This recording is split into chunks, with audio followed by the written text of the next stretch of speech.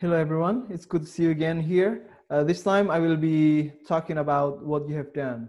Thank you very much for submitting the 3-paragraph translation of the opening paragraphs from his Outlaw Valentine.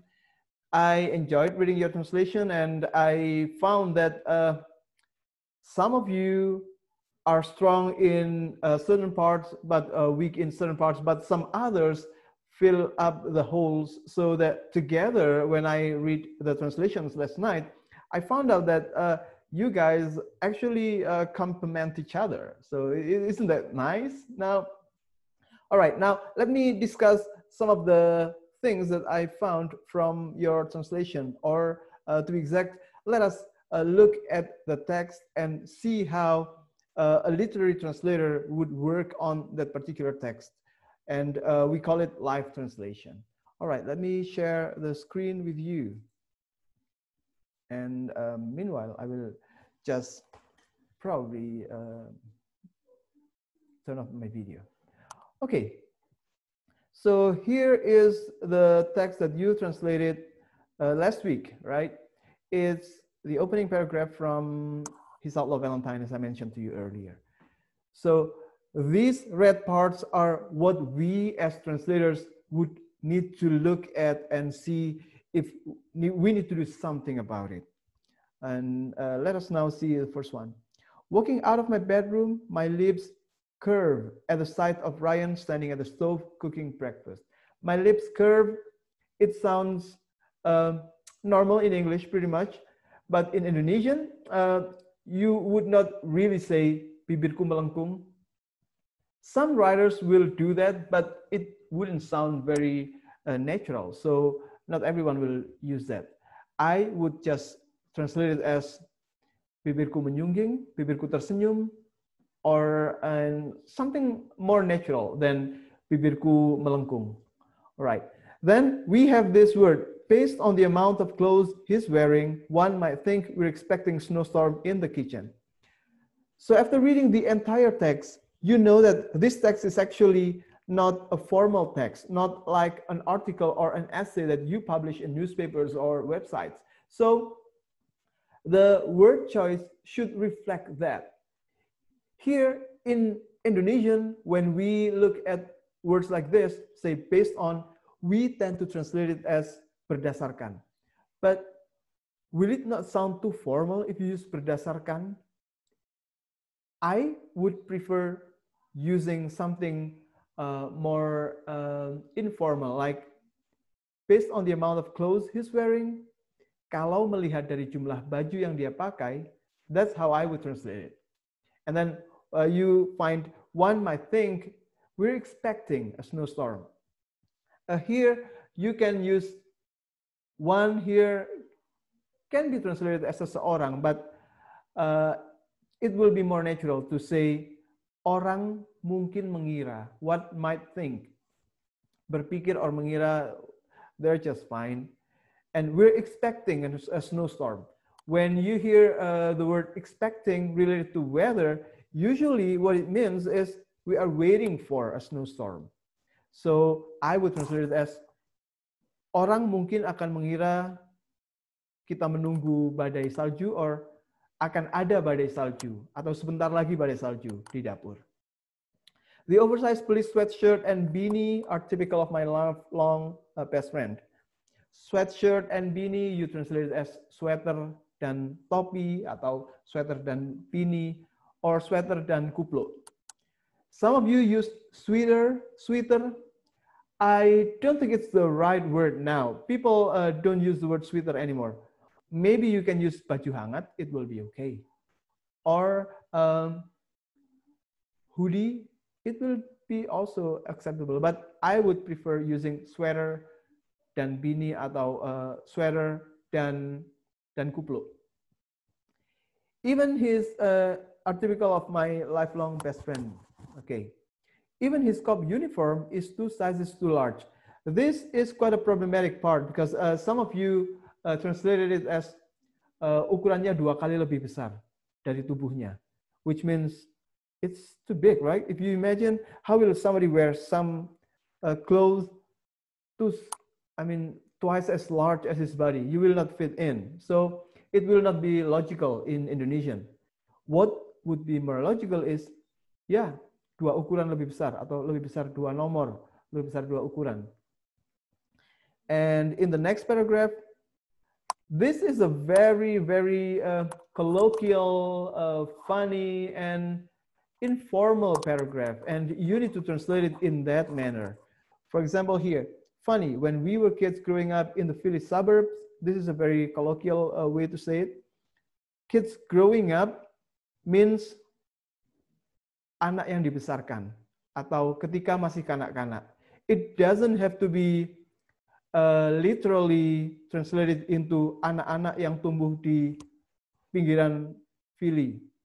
You can translate it as ketika kami dibesarkan di Philly suburbs, yang dalam bahasa Indonesia bisa dipakai pinggiran Philadelphia. If people are not familiar with the term Philly, because Philly is the way we in the US call Philadelphia colloquially. So yeah, you can say ketika dibesarkan atau ketika masih kecil di Philadelphia, di pinggiran Philadelphia, I don't remember his clothes being quite so roomy. This is a language that needs a certain tone, right? There's a certain tone when somebody says so roomy, because it's not collocated. It's not in the same collocation. I mean, people do not usually talk about clothes as roomy. Clothes can be big, oversized, but not roomy, right? When you say roomy, it's usually related to space. And in Indonesian, we don't say kamarnya longgar, tapi kamarnya lapang atau luas. So here, the writer wants to imply that. So instead of saying quite so big or oversized, she uses roomy. And as a translator, you can choose to translate it into, say, pakaiannya begitu lapang atau luas, anything that imply space. But remember, not every single unusual part in a text needs to be translated like the original, because it will also affect your reading. So you can just translate it as, seingatku pakaiannya tidak sebesar itu. Then again, a lot about him has changed. Here, many of you translated banyak tentang dia yang berubah. In Indonesian, it would be more natural to say banyak dari dia yang telah berubah. At 6'5", this is a problematic part again. 6'5" is the way American people tell somebody's height, which means 6 feet 5 inches, and it is different from 6.5 feet, because feet is not like metrical. In metrical, you can use comma and comma or point, but in here in American system or in the continental system, you don't really use comma or point, because 1 foot is not 10 inches but 12 inches, so it's weird, and basically it doesn't mean that it's 5.6 feet. How would you do that? You can either change it into a centimeter, or you can say 5 kaki 6 inci, and or 6 kaki 5 inci, because that's how the accurate way is. I would prefer using centimeter, so I will translate it into 195 cm or hampir 2 meter. He towers over me. When there is the word over here, it doesn't necessarily mean menjulang di atasku. It can simply mean tampak menjulang bagiku. All right. And the next one is he wears glasses and so on. His voice has dropped approximately 9 octaves. is it serious or is it a joke or is it what? I think it is just a joke. There's no way somebody's voice dropped by what, 9 octaves. Even the highest vocal range of anyone, any male guy, male individual, is probably around 6 octaves. Only Celine Dion maybe, or Mariah Carey can go up to 7 octaves. So it's impossible pretty much to drop 9 octaves. So what is actually happening here? The writer wants to use it as a humor. The point is his voice has dropped tremendously. In Indonesian, suaranya menjadi sangat berat. If you want to make a humor in Indonesian, you can say suaranya kini seberat truk, or suaranya seberat bis, atau suaranya seberat 1 karung beras, and so on. But it would be out of place, I guess. It would not be natural. So I would just use his voice has dropped here. I would translate it into suaranya menjadi sangat berat, or suaranya turun beroktav-oktav. That would be more natural instead of saying 9 octaves in specific. And last thing, one thing that hasn't changed about Ryan though, ada satu yang tidak berubah dari Ryan. He is safe, dependable, and he doesn't try to get too close. The last sentence here, he doesn't try and get too close, is quite unusual. I think it means dia tidak mendekatiku atau mencoba mendekatiku. That's what it means. So I would translate it as this one. Begitu keluar kamar, aku langsung tersenyum melihat Ryan di depan kompor memasak sarapan. Kalau melihat banyaknya baju yang dia pakai, orang mungkin mengira sebentar lagi akan ada badai salju di dapur.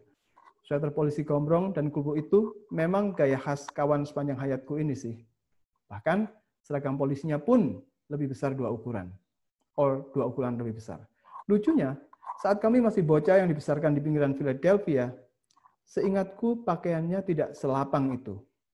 Or you can say, pakaiannya tidak sebesar itu, atau segombrong itu. Tapi memang banyak sih yang berubah dari dia. Dengan tinggi 195 cm atau nyaris 2 meter, you can pick one of these. Dia tampak menjulang bagiku. Dia sekarang berkacamata. Suaranya turun puluhan oktav. If you want to be hyperbolic, you can use that. Just like the writer was hyperbolic. Atau suaranya sangat berat. Suaranya turun beroktav-oktav, and so on. Tapi ada satu yang belum berubah dari Ryan. Dia aman, bisa diandalkan. Dan dia tidak terlalu dekat atau mencoba mendekatiku. So that's how I would translate it, guys. And there will be things from this translation that I will discuss in the next PowerPoint, in the next presentation video. So I hope this one gives you some kind of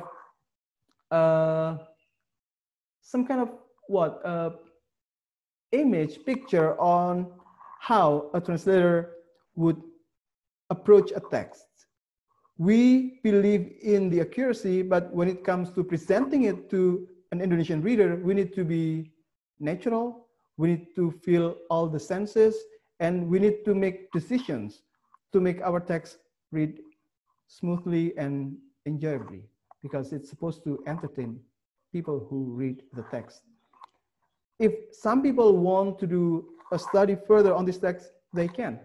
But first of all, when it comes to literature, you enjoy it first as a text to read without any particular or pragmatic purpose from reading the text. All right, guys. I think that's all I can say from this translation. Hopefully, you get to enjoy the next text that you will be translating and be freer, but still respectful towards the authors. All right. Thank you very much, everyone. I'll see you later in the next video. Bye.